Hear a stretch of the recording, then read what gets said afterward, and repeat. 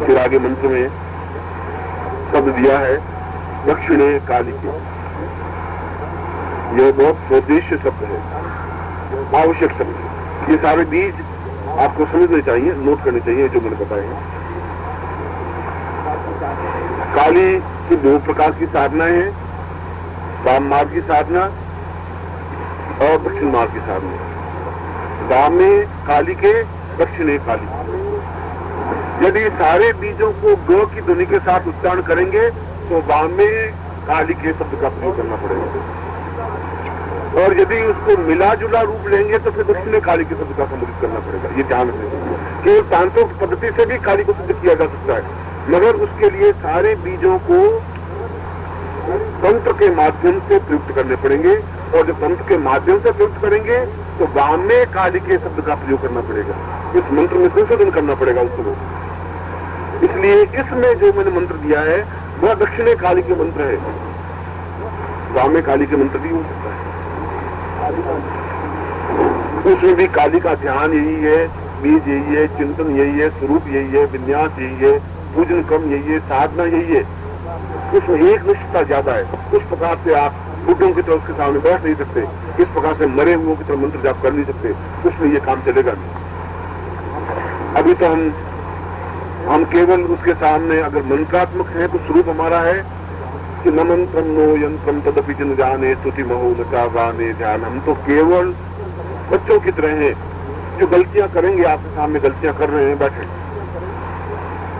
यदि मेरा पोता अगर मान लो या 4 साल का बच्चा आकर के मेरा हाथ पकड़ लेता है, कान पकड़ लेता है, तो मुझे मुस्कुराहट आएगी, हंसी आएगी, उसके ऊपर क्रोध नहीं आएगा। मैं उसको थप्पड़ नहीं मार सकता, मारूंगा नहीं। मगर यदि वही लड़का, वही पोता अगर 20 साल का आ जाए, मेरा नाक पकड़ ले, मैं थप्पड़ लगाऊंगा। लड़का तो वही है, संबंध भी वही है, मगर उस समय मुझे क्रोध आएगा, तूने ऐसी अवज्ञा क्यों की, उसी का थप्पड़ लगा सकते। आप उसमें 4 साल वाले हैं इसलिए चल सकता है, मगर जो तंत्र में बैठेंगे तो 20 साल वाले हो जाएंगे। वहां ये पोल खत्म नहीं कर सकता, वहां पर ये शिथिलता नहीं चल सकती। ये डिफरेंस, वहां पर तो पूर्ण उन नियमों का पालन करना पड़ेगा, और पूर्ण नियमों का पालन करेंगे तो 3 दिन से ज्यादा साधना ही नहीं है। काली साधना 3 दिन की गलती है, इसलिए वहां वाम में काली के शब्द का प्रयोग करना पड़ेगा। यदि उस तरीके से आप करेंगे, और जिस प्रकार से आप कर रहे हैं, क्योंकि प्रारंभिक स्टेज है, एकदम से तलवार पर चलने की क्रिया दिखाई नहीं जाती, संभव नहीं होती। बोल लेते हैं जो एक बार तलवार के पास में से चलेंगे और हिम्मत होगी तलवार के ऊपर पांव रख के भी चलेंगे, ज्यादा से ज्यादा पांव लहू होंगे तो होंगे, देखा जाएगा। इतनी अगर किसी में ताकत है तो चल जाता है। और यदि तलवार दे करके घर में घुस के बैठ जाए, अब उसको तो कुछ कर भी नहीं सकते। मैं तो केवल दिखा रहा हूँ कि ये दोनों में अंतर क्या है। इसलिए वामे काली के शब्द का प्रयोग आप तभी करें जब आप उस तरीके से सिद्धि करना चाहें। वह सिद्धि बलपूर्वक सिद्धि है, तुम्हें उपस्थित होना ही पड़ेगा, दर्शन देना ही पड़ेंगे, तुम्हें मुझे ये वस्तु प्रदान करनी ही पड़ेगी। मैं इतनी भौतिक संपदा चाहता हूँ, तुम्हें देनी ही है, वो वामे काली। इसमें तो प्रार्थना है कि तू माँ है, मैं बेटा हूँ, तू नहीं देगी तो कौन देगा, तुझे देना है, मतलब मर्जी है उसकी, दे नहीं दे। ये तो हमारी आवाज में कितनी गिड़गिड़ाहट है, हमारी आवाज में कितनी दैन्यता है, ये उस पर डिपेंड है। एक भिखारी आता है और मांगता है 10 पैसे दो बाबा, 10 पैसे दो, हम देते ही नहीं, 5 दिन निकल जाते हैं। और दूसरा भिखारी रोता हुआ है, गिड़गिड़ाता हुआ एकदम से थोड़ा तो बोलता है, दया आ जाती है, 10 पैसे दे देते। दोनों ही भिखारी है, देने वाला अपन एक ही है। उसकी आवाज में कितना कंपन है, उस पर हम गर्वित हो जाते हैं। और हम मंत्र के माध्यम से कितने कन्विंस कर सकते हैं उसको, ये उस पर डिपेंड है। वहां पर कन्विंस करने वाली बात ही नहीं है, कोई गिड़गिड़ा नहीं है, आज जोड़ना है ही नहीं। वहां तो बलपूर्वक प्राप्त करने की क्रिया है, मगर वह बलपूर्वक प्राप्त करने की क्रिया कोई अपने आप में विपर्स नहीं है, विपरीत नहीं है, हट का है। और हट तो कोई भी बालक कर सकता है। हट करना अपने आप में कोई गुनाह नहीं है, अपराध नहीं है।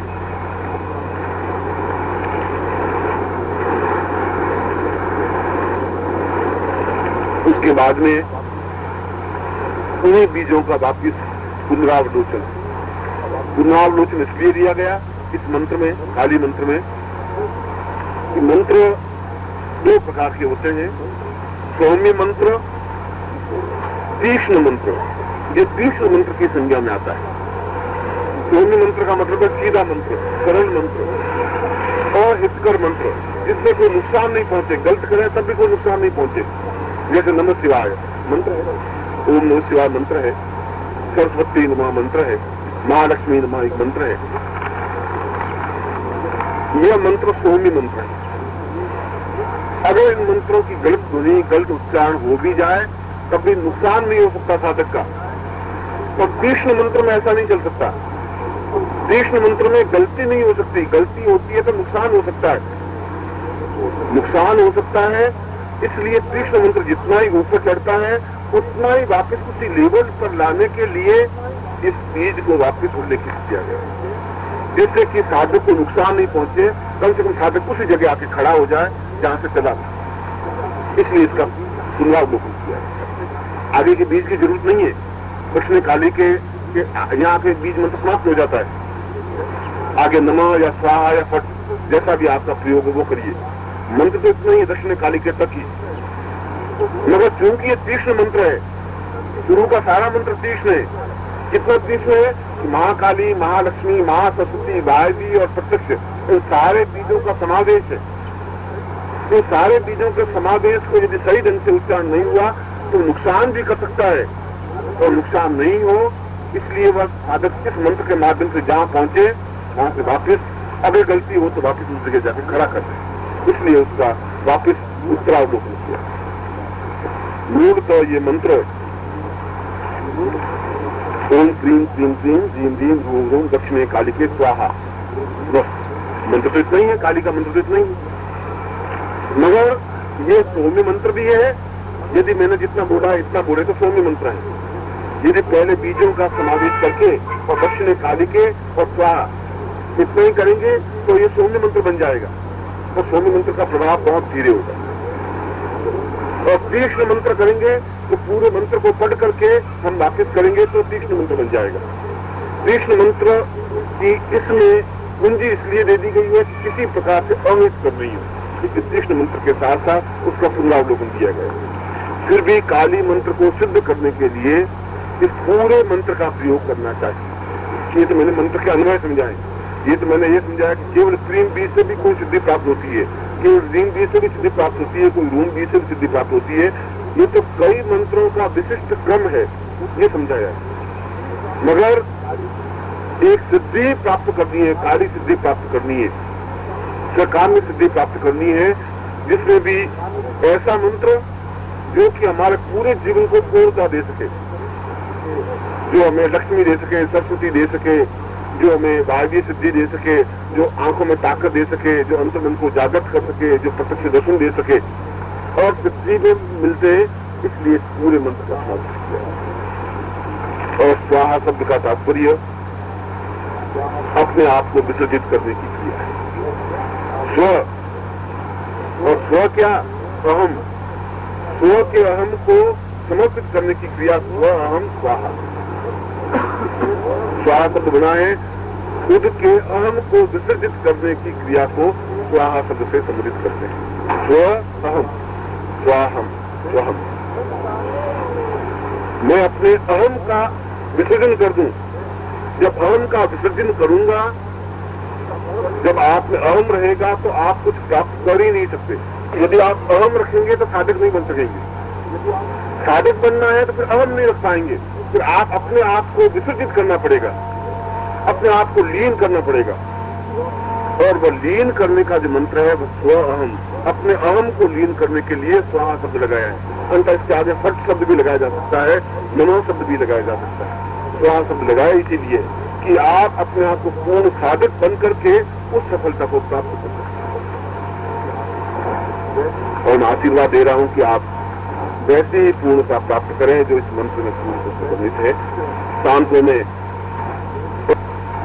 प्रत्यक्ष दर्शन सिद्धि बताऊंगा, जो कि अपना आप एक महत्वपूर्ण प्रवचन होगा। अघोरम परेभ्य सदा जीवोत्तमम् परेभ्यो परेभ्यो परेभ्यो प्रणम्यम् सहादीन वत्सं महादीन नित्यं महाकाल नित्यं महादेवी नित्यं। नित्य ही मैं माँ के रूप को स्मरण करता रहूं, नित्य ही मेरे जीवन में नित्य नवीन वसंत खिलता रहे, नित्य ही मैं साधना के पथ पर अग्रसर होता रहूं, नित्य गुरु मेरे सामने हो और नित्य में उनके चरणों में बैठकर कुछ अलभ्य प्राप्त कर सकूं, जो कि महाविद्या, महादेवी, महाकाली साधना। ऐसा ही आपको आशीर्वाद देता हूं कि जीवन आपका सफल हो।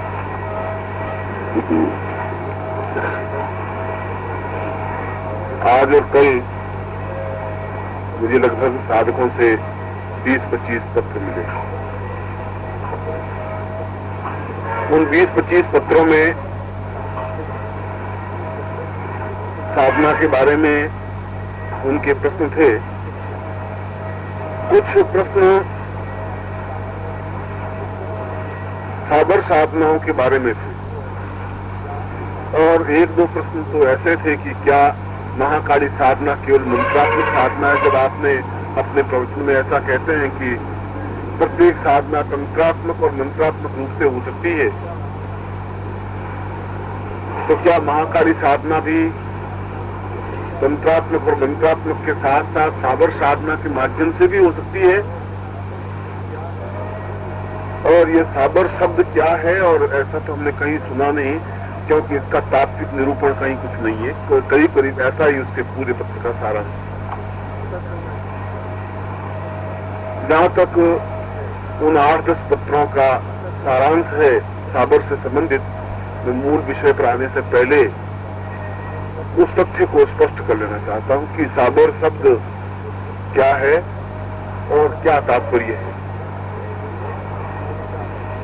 प्राचीन आर्यों के समय में हमारे जीवन का एक मूल उद्देश्य और उत्स रहा कि हम समस्त ब्रह्मांड पर हम नियंत्रण प्राप्त करें।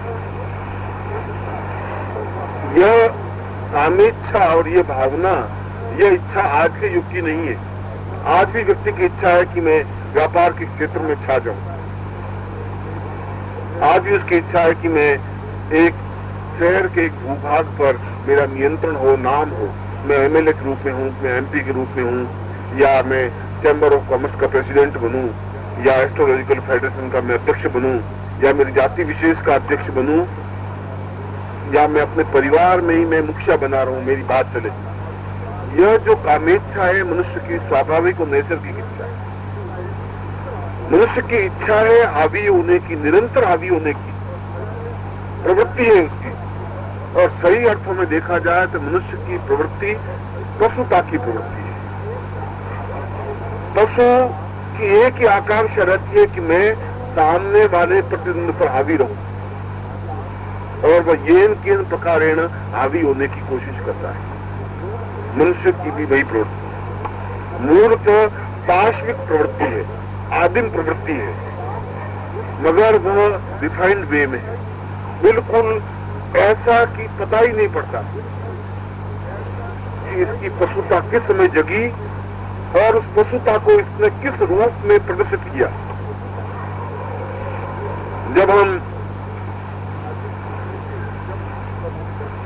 आदिम काल में थे तब हम लड़ते थे आमने सामने, तीर से, कमान से, पत्थरों से, हड्डियों से। मगर आज का व्यक्ति लड़ता है जंग बाणों से, किसी प्रकार से उसके ऊपर कटाक्ष करके, उसकी बुराई करके, उसकी निंदा करके, मगर वो प्रवृत्ति उसकी एक ही प्रकार की बनी रही,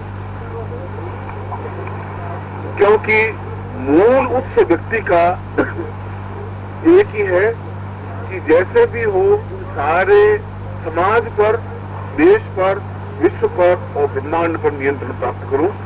और यह खून में है, हमारे रक्त में है, हमारे नहीं मानव जाति के रक्त में। हम इतने ओम परम तत्वाय नारायणाय गुरुभ्यो नमः। ओम ह्रीं मम प्राण देह रोम प्रतिरोम चैतन्य जाग्रय ह्रीं ओम नमः। ओम भूर्भुवः स्वः तत्सवितुर्वरेण्यं भर्गो देवस्य धीमहि धियो यो नः प्रचोदयात्।